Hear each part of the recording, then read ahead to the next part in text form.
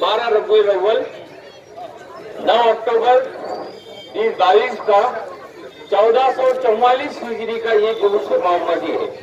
पिछले 30 साल से औरंगाबाद में ये जुलूस इसी तरह से अदब और एहतराम के साथ जुलूस शरीफ का विद करते हुए, मिलाद का विद करते हुए बहुत ही शांतता से यहाँ निकलता है।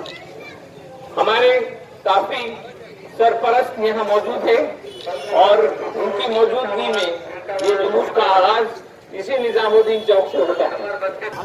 पैगंबर साहब की जयंती है, वो मनाने के लिए इकट्ठा हुए हैं। 2-3 साल में हुआ नहीं और डॉक्टर मुर्तजा साहब ने मुझे बताया कि 30 साल से भी ज्यादा औरंगाबाद शहर में आज के दिन ये जुलूस निकाला जाता है।